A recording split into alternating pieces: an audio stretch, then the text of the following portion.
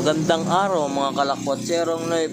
Bumibili nga po pala ako ng 20 peso coin sa halagang 5,000 pesos. Basta po yan ay tugma sa aking hinahanap. At yan nga po ay bibiling ko sa halagang 5,000 pesos. Ang binibili ko po na 20 peso coin ay rare at hard to find coin. At napakabihira po nitong mahanap. Kaya po 5,000 pesos ang bili ko sa bawat isa. Ang hinahanap ko po na 20 peso coin ay yung year 2019 per mint mark, mga kalakwatserong noipi. At bibiling ko nga po yan sa halagang 5,000 pesos bawat isa.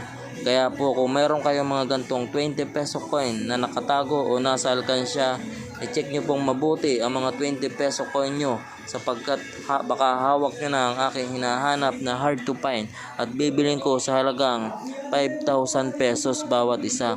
Basta yan po ay 2019 per mint mark po, mga kalakwatserong noipi.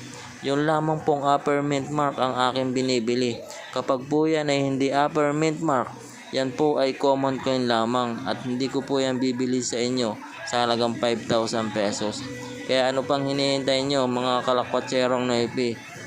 I-check nyong mabuti ang mga hawak nyong barya na 20 peso coin at baka hawak ko na ang year 2019 na aking hinahanap at napaka hard to find po niyan sapagkat bibihira lamang ang ginawa ng Bangko Sentral na 20 peso coin na year 2019 upper mint mark.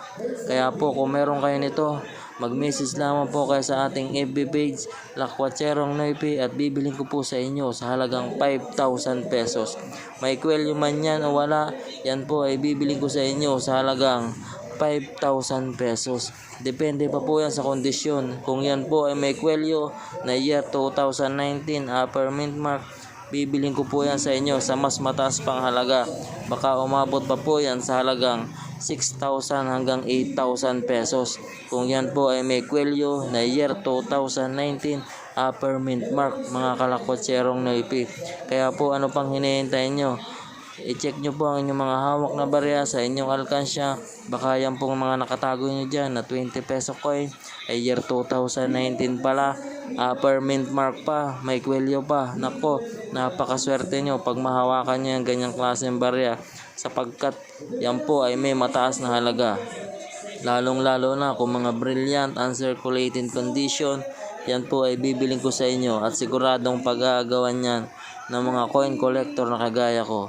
Kaya yun lamang po mga kalakwatserong noipi. Sana po ay mabentahan niyo ako ng mga ganitong klaseng barya na aking hinahanap. Salamat po sa inyong lahat. Happy hunting po at sana makakita kayo o mabentahan niyo ako ng ganitong klaseng 20 peso coin year 2019 upper mint mark.